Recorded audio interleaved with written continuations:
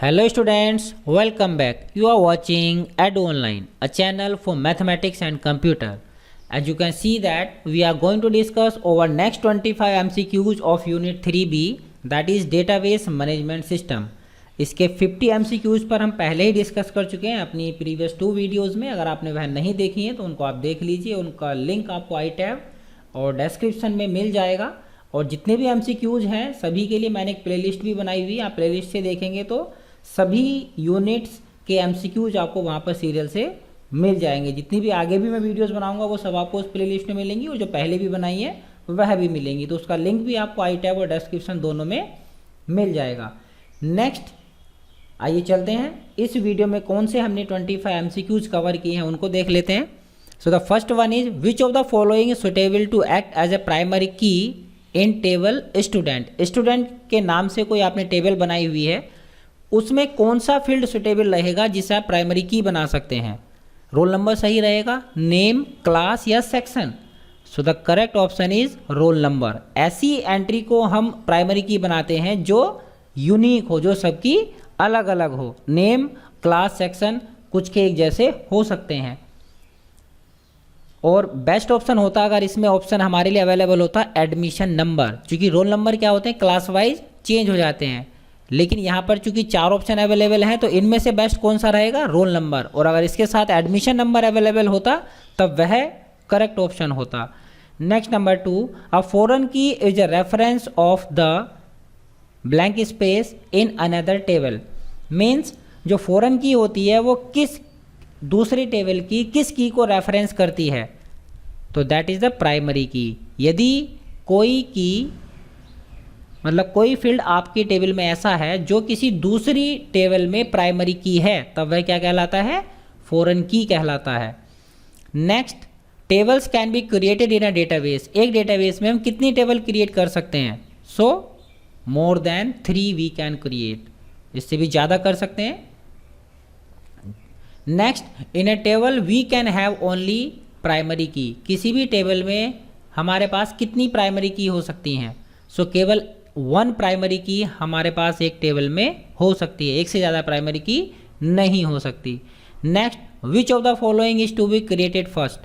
जब हम डेटाबेस बनाते हैं तो इनमें से सबसे पहले हम कौन सी चीज़ बनाते हैं, so the correct option is table. Next, helps to collect specific information from the pool of data. जब हम डेटा को डेटाबेस में स्टोर करते हैं तो वो एक पूल की तरह से, समुद्र की तरह से हो जाएगा, तो उसमें से अगर हमें डेटा को फैच करना है, कुछ स्पेसिफिक इंफॉर्मेशन कलेक्ट करनी है, तो कौन सी इनमें से फीचर ऐसा है या कौन सा ऑब्जेक्ट ऐसा है जो हमारे लिए यूजफुल रहेगा, so that is query. Next number 7, commands to increase the salary of all employees by 5000। आपके पास कोई एम्प्लॉय का रिकॉर्ड है जिसमें आप उनकी सैलरी को, सभी की सैलरी को 5000 बढ़ाना चाहते हैं, और टेबल का नाम हमें यहाँ पर दिया गया है EMP, और जो कॉलम जिसमें सैलरी हमने स्टोर की है उसका नाम है SAL। तब आप कौन सी कमांड यूज़ करेंगे, इनमें से कौन सी वो सही है या इनमें से कोई नहीं है। So the option number A is correct. क्या करना होगा हमें, सबसे पहले अपडेट, चूँकि हम अपडेट कर रहे हैं, कौन सी टेबल को कर रहे हैं उसका नाम हम लिखेंगे, कौन से कॉलम को हम चेंज करने वाले हैं, सेट के बाद उस कॉलम का नाम लिखेंगे, और इसकी क्या वैल्यू हम करने वाले हैं वो उसके आगे लिखते हैं हम।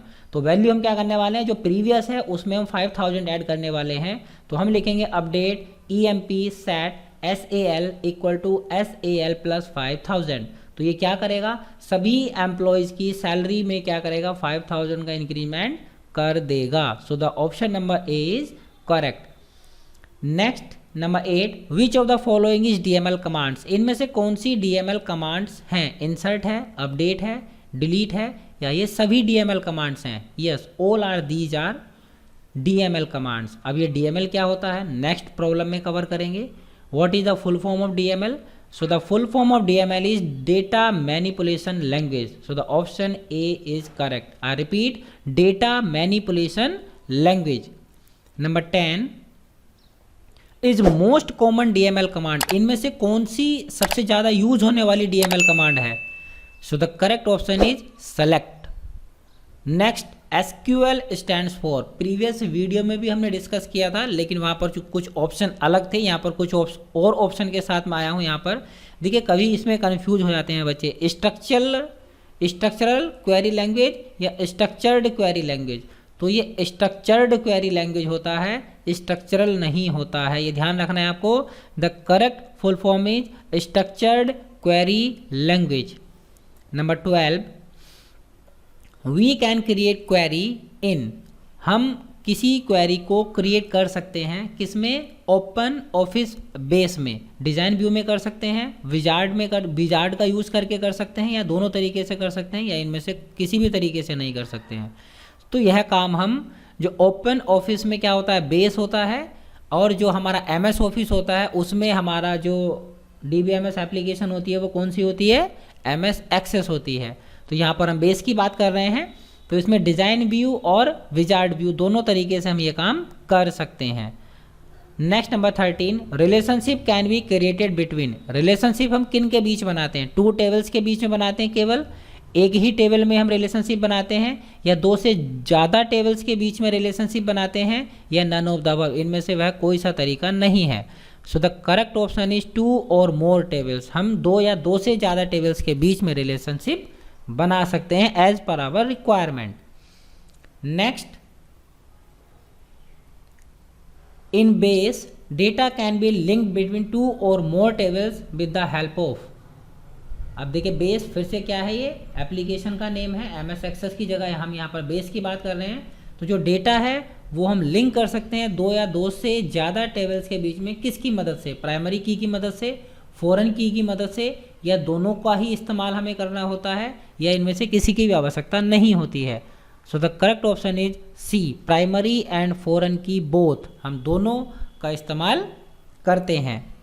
Next number 15, which of the following is not the advantage of database, इनमें से कौन सा डेटाबेस का एडवांटेज नहीं है, sharing of data, reduce data redundancy, increase data inconsistency, या फिर डेटा सिक्योरिटी, इनमें से कौन सा एडवांटेज नहीं है।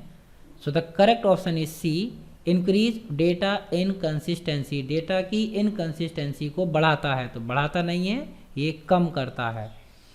Next number 16, by default the length of work at data type is, जैसे हमने प्रीवियस वीडियो में डिस्कस किया था, इंटीजर जो हमारा डेटा टाइप होता है उसकी बाय डिफ़ॉल्ट लेंथ क्या होती है, 10 होती है, और ऐसे ही वर्कर जो डेटा टाइप होता है इसकी अगर आप वैल्यू नहीं सेट करते हैं, कितनी आप लेंथ लेने वाले हैं इस फील्ड की, तो बाय डिफ़ॉल्ट जो वैल्यू हमारे लिए सेट हो जाती है वह है 50। Next number 17, which of the following act as an interface to view, enter and change data in database, database में डेटा को आपको व्यू करना है, एंटर करना है या चेंज करना है, तो इनमें से कौन सी वह चीज़ है जो इंटरफेस का काम करती है यूज़र के लिए, सो that is yes form. Next number 18, a database system in which relationship among data are established in such a way that one data item is present as a child of another is said to be, एक ऐसा database system जिसमें relationship इस तरह से set की जाती है कि कोई एक ऑब्जेक्ट है और उसके अंदर जो ऑब्जेक्ट्स हैं वो उसके क्या हैं, चाइल्ड हैं। तो इस प्रकार की जो रिलेशनशिप है उसे हम क्या कहते हैं, या डेटाबेस जो होते हैं इस प्रकार के उन्हें हम क्या कहते हैं, हियरार्चिकल DBMS कहते हैं। Next number 19, multiple mismatching copies of the same data is known as, मतलब यदि आपके डेटाबेस में बहुत सारी जो मिसमैच कॉपीज हैं एक ही प्रकार के डेटा की, तो इस प्रकार की जो प्रॉब्लम है इसको हम क्या कहते हैं, इसे कहते हैं हम डेटा इनकंसिस्टेंसी।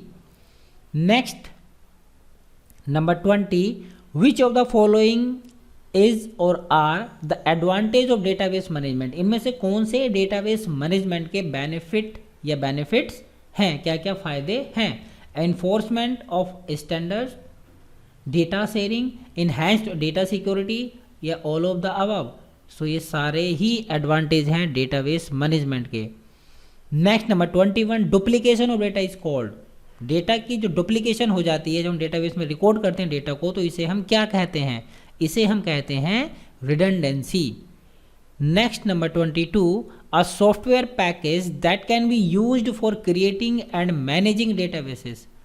जो ऐसा सॉफ्टवेयर पैकेज जो कि डेटाबेस को बनाने या उनको मैनेज करने के लिए इस्तेमाल किए जाते हैं वो कौन सा है? MS एक्सेस है, ओपन ऑफिस बेस या लिब्रा ऑफिस बेस या ऑल ऑफ दीज, या ये सारे ही इस काम के लिए बनाए गए हैं. So the correct option is all of these. Next number 23, open office base is a database. ये किस प्रकार का डेटाबेस है? रिलेशनल है, फ्लैट है, एक्सटर्नल है या कुछ अलग ही टाइप का है? इनमें से कोई नहीं है. So the correct option is relational. Next number 24, are the collection of different type of information about the same subject. किसी एक सब्जेक्ट की अलग अलग प्रकार की इंफॉर्मेशन का जो कलेक्शन है उसे हम क्या कहते हैं? टेबल्स कहते हैं, रिकॉर्ड कहते हैं, फील्ड कहते हैं, रिपोर्ट कहते हैं. Which one is correct? So it is records. And the last of this video is which DDL command is use to change the structure of a database. अगर हमें डेटाबेस की structure को change करना है तो कौन सी DDL कमांड हम यूज करेंगे? So which we are going to use, that is alter, and the option C is correct. So these were the 25 more MCQs from the DBMS. यदि और कुछ MCQs मुझे ऐसे मिलते हैं जो आपके साथ मुझे शेयर करने चाहिए तो मैं फिर से नेक्स्ट एक वीडियो लेकर आऊँगा इसके लिए. तब तक आप इन्हें देखिए, इनको रिवाइज कीजिए और हो सके तो नोट्स बना लीजिए ताकि आप उनको आसानी से रिवाइज कर सकें और सीखते रहिए, सुरक्षित रहिए.